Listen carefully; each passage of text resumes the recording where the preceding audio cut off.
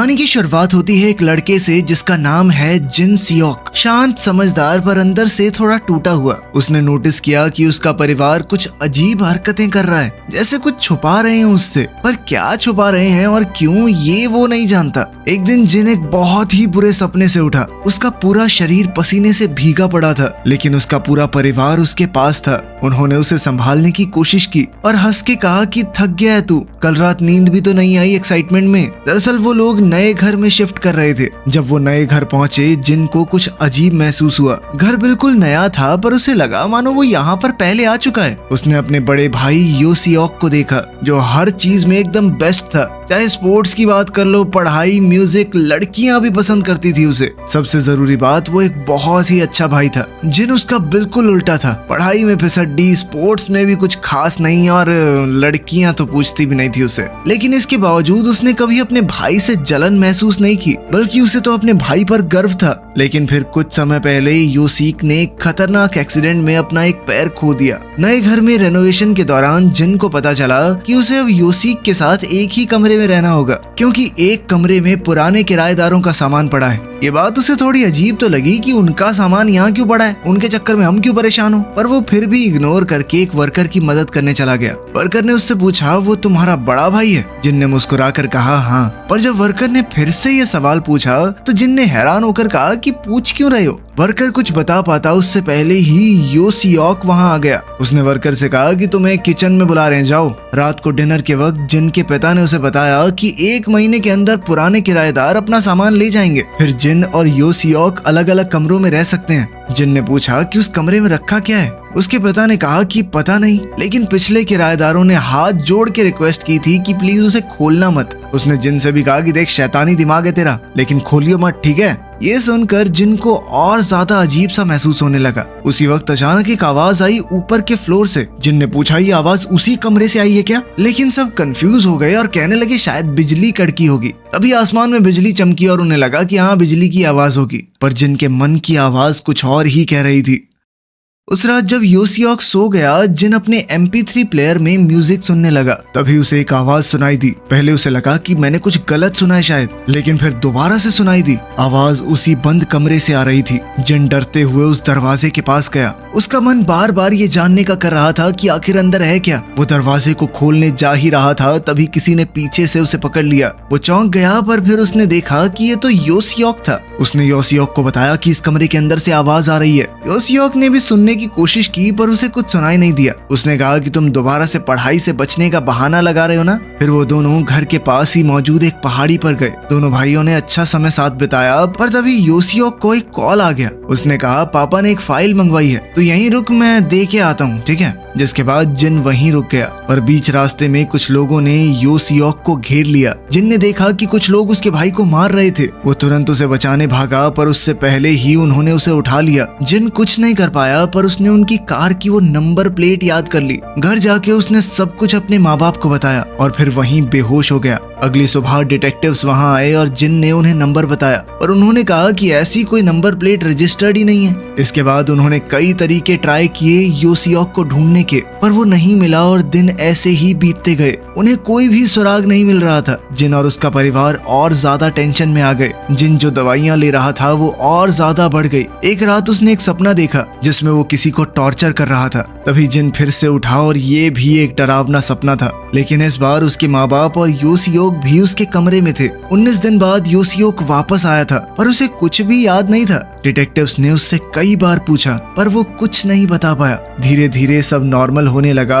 जिन भी अपने रूटीन में आ गया। एक रात जिन ने देखा कि योसियोक कहीं जा रहा है। उसने सोचा कि क्या सच में ये कहीं गया था या मुझे ही वहम लगा। अगले दिन जब उसने ये पूछा तो योसियोक ने मना कर दिया। जिन ने उसकी बात को इग्नोर किया, पर तभी उसने एक अजीब चीज देखी। योसियोक गलत पैर से लंगड़ा के चल रहा था। उसने पूछा कि कल तो तू राइट पैर से लंगड़ा रहा था, आज लेफ्ट से। वाह। योसियोक ने कहा कि तुझे कंफ्यूजन हो गई है, ऐसा कुछ नहीं है। ये सुनकर जिन थोड़ा सतर्क हो गया। उस रात जब वो स्टडी डेस्क पर सो गया, योसियोक उसके पास आया। उसने एक पेंसिल उठाई और उसकी आंख के बिल्कुल पास ले गया। जब वो टच होने ही वाली थी पेंसिल की टिप टूट गई। योसियोक ने उसे वापस रख दिया और जिन की आंखें खुल गई, जिससे उसे पक्का हो गया कि कुछ तो गड़बड़ है। उसने योसियोक का पीछा करना शुरू किया। उसने देखा कि वो अब लंगड़ा भी नहीं रहा था। फिर उसने देखा योसियोक 2 लोगों को इंस्ट्रक्शन दे रहा है और ये तो वही डिटेक्टिव थे जो उनके घर पर आए थे। जिन को समझ आ गया कि ये मेरा भाई नहीं है, ये कोई और है। एक साजिश चल रही है, कुछ तो खतरनाक चल रहा है हमारे घर में। जल्द ही वो ऊपर किसी कमरे में गया। जिन ने भी उसका पीछा किया, पर ऊपर पहुंचते ही वो अचानक गायब हो गया। जब जिन वापस जाने लगा तो वो पकड़ा गया। उन्होंने कहा, तू सब कुछ खराब कर रहा है, बॉस का प्लान बिगाड़ रहा है तू। पहले तो जिन ने ऐसा दिखाया कि मुझे कुछ समझ ही नहीं आ रहा, पर जब पता चला कि वो उसे छोड़ेंगे नहीं तो वो भाग गया। काफी देर तक उन्होंने उसका पीछा किया, लेकिन आखिरकार वो बच गया। पर तभी किसी ने पीछे से उसे पकड़कर बेहोश कर दिया।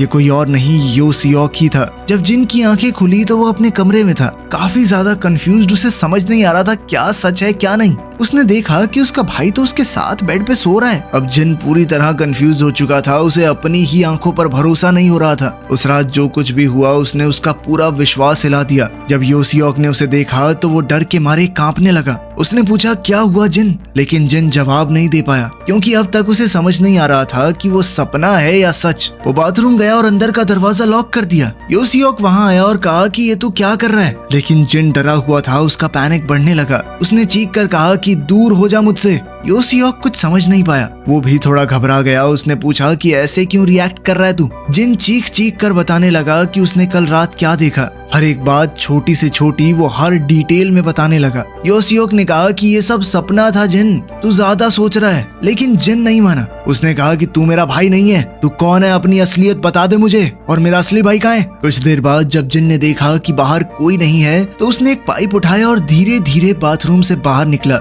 वो बाहर देख ही रहा था कि तभी योसियोक ने उसे पकड़ लिया। शांत हो जाओ जिन, शांत हो जाओ। दोनों भाइयों में झगड़ा होने लगा, लेकिन आखिर में योसियोक ने उसे नीचे दबा लिया और कहा, शांत हो जा जिन, तू सिर्फ एक बुरा सपना देख रहा था। तूने कल रात को अपनी दवाई नहीं ली ना? तब जिन को याद आया कि हाँ, मैं तो कल दवाई लेना भूल गया था। अब उसे भी लगने लगा कि शायद ये सपना ही था और वो रो दिया। इसके बाद योसियोक ने उसका ख्याल रखा। जिन ने अपनी दवाई ली और उससे माफी मांगी, कहा कि मैं सब खराब कर देता हूँ ना। योसियोक ने मुस्कुराकर कहा कि कोई बात नहीं, तू आराम कर, माँ आती ही होगी। जब योसियोक ऑफिस के लिए निकला, जिन ने खिड़की से देखा कि योसियोक फिर से राइट लेग से लंगड़ा रहा है। जिन ने अपने मन में सोचा कि शायद मैं ही गलत था। अब वो शांत होकर पढ़ाई पर ध्यान देने लगा, लेकिन फिर उसकी पेंसिल टेबल के नीचे गिर गई। जब जिन उसे उठाने लगा तो उसने देखी वही पेंसिल की टूटी हुई टिप जो कल रात को उसने देखी थी। ये देखकर उसकी सांस रुक गई। उसे भरोसा हो गया कि कल रात जो कुछ भी हुआ वो उसका सपना नहीं था, सब कुछ सच है।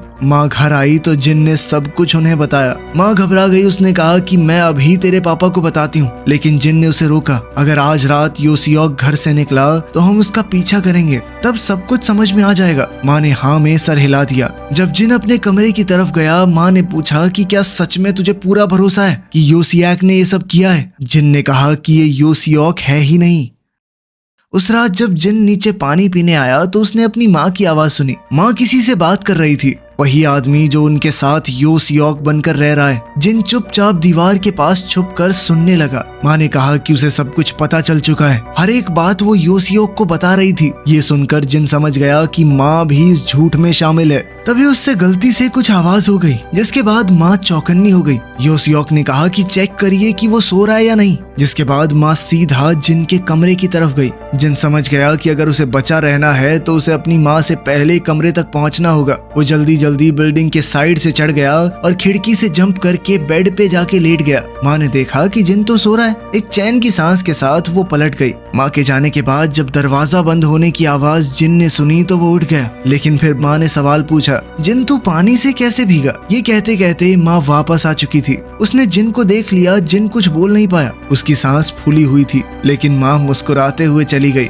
उसने फोन उठाया और कहा कि योसियोक जल्दी आ, मैं भी पकड़ी गई हूँ। जिन तुरंत खिड़की से भाग गया। रोड पर दौड़ते हुए उसने देखा कि सामने से पापा आ रहे हैं। जिन कंफ्यूज हो गया कि क्या इनके ऊपर भरोसा करूं या नहीं। तभी माँ और एक दूसरा आदमी उसके पास आ गए। पापा ने उससे पूछा, कहाँ जा रहा है? जिन ने झूठ कह दिया कि दोस्त से मिलने। उन्होंने और सवाल किए और जिन उल्टा पुल्टा जवाब देता गया। पापा ने कहा कि तू कहीं नहीं जाएगा। उन्होंने उसे वापस ले जाने की कोशिश की, लेकिन जिन भाग गया। वो आदमी भी उसके पीछे दौड़ गया। रोड के कोने पर उसे एक पुलिस स्टेशन दिखा। जिन पूरी स्पीड में भाग रहा था। वो आदमी उसे रोकने ही वाला था कि तभी वहाँ एक एक्सीडेंट हो गया। जिन ने मौका देखा और पुलिस स्टेशन पहुँच गया। पुलिस ने जब उसकी बात सुनी तो जिन ने कहा कि मुझे 1 महीने से बंद करके रखा गया है, झूठे लोगों के साथ जो मेरी फैमिली बनकर रह रहे हैं। पुलिस ने पूछा तो तुझे कैसे लगा कि वो तेरी फैमिली है? तुझे तो पहचान लेना चाहिए था अपने माँ बाप को, नहीं? जिन ने जवाब दिया कि मुझे खुद नहीं समझ आ रहा मैंने कैसे विश्वास कर लिया। तभी एक जूनियर ऑफिसर उसका रिकॉर्ड ले आया और डिटेल्स कंफर्म करने लगा।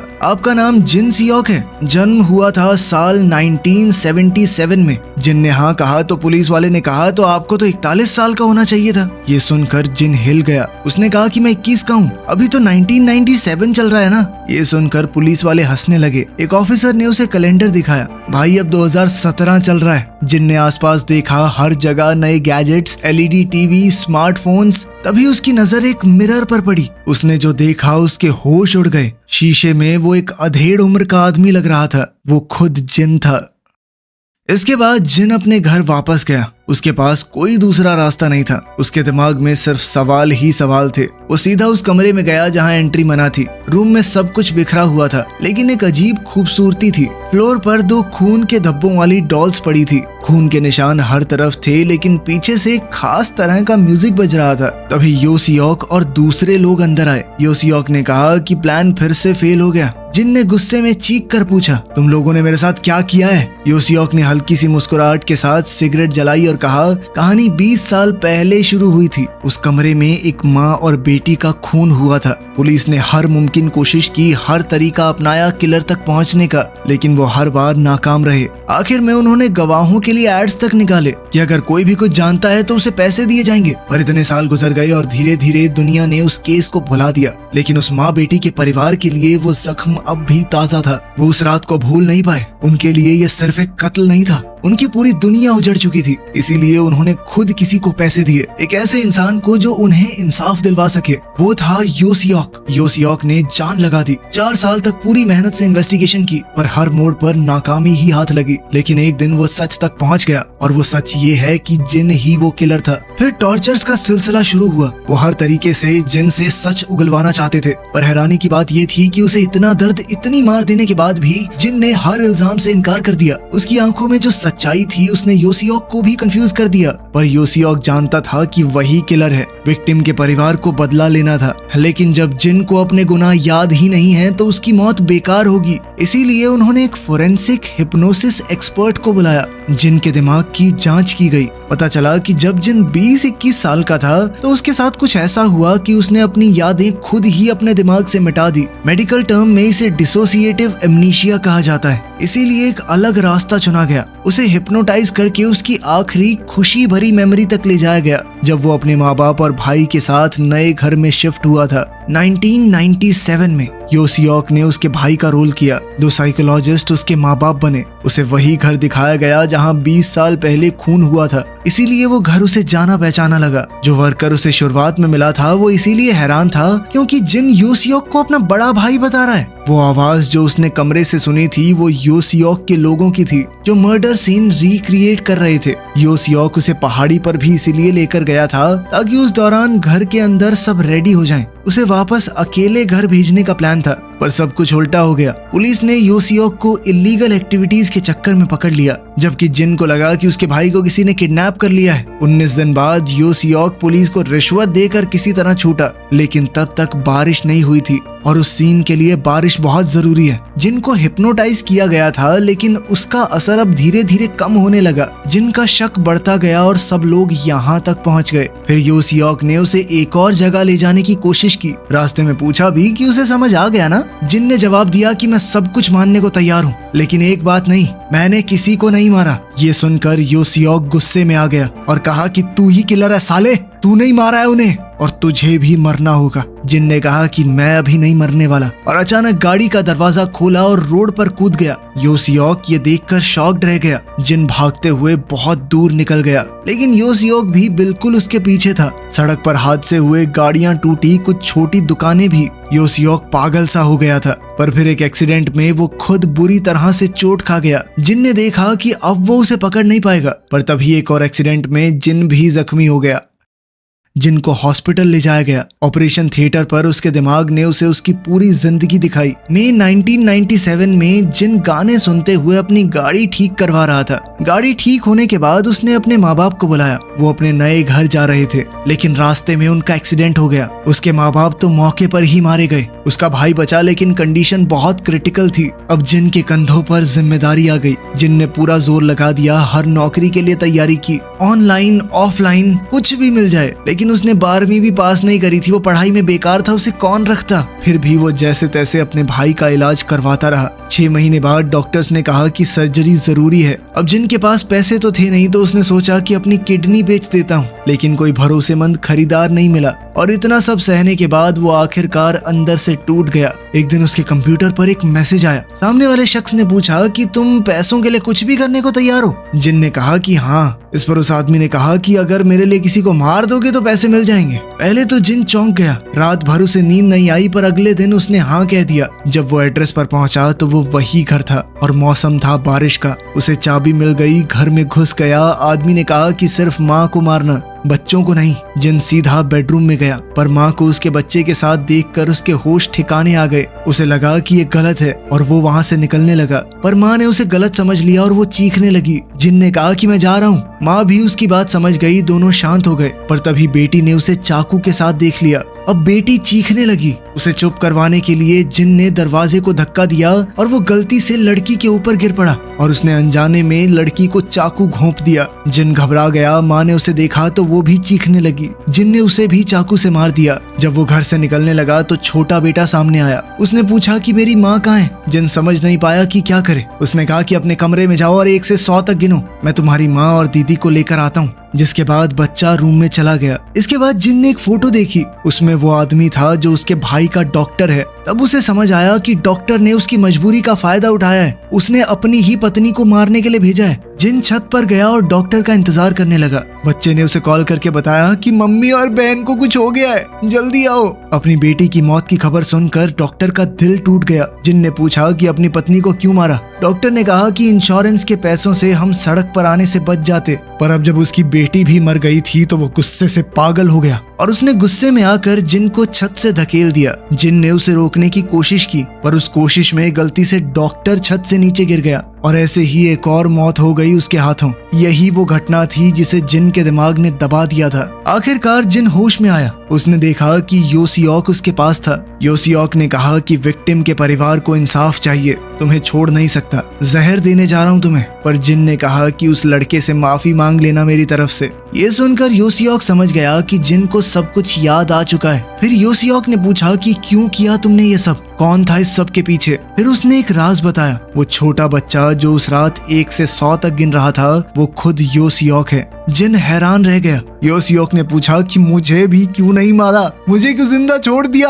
हाँ, बचपन से आज तक मुझे अनाथ आश्रम में रहना पड़ा, मेरा पूरा परिवार था, सब कुछ छीन लिया तुमने। मैं पूरी जिंदगी सिर्फ तुमसे बदला लेना चाहता था। जिन के पास शब्द नहीं थे, उसके मुंह से सिर्फ सॉरी निकला, पर सॉरी काफी नहीं था। योसियोक जानना चाहता था क्या मेरे पिता ने इंश्योरेंस के चक्कर में माँ को मरवाया। जिन ने झूठ कह दिया कि नहीं, मुझे किसी और ने भेजा था, जो किया मैंने अकेले किया। योसियोक का दिल तो मानना चाहता था, पर दिमाग नहीं मानता। उसने फिर से पूछा कि क्या सच में ये इत्तेफाक था कि मेरे पिता ने मेरी माँ की मौत से 2 महीने पहले उनका इंश्योरेंस करवाया था। जिन के पास कोई जवाब नहीं था। योसियोक सब कुछ समझ गया। अब दोनों उलझन में थे। न जिन जी सकता था न योसियोक। दोनों अपने रास्ते चल दिए, अपने अपने दर्द के साथ। ये कहानी 2 ऐसे बदनसीब इंसानों की है, एक जो अपना बीता हुआ कल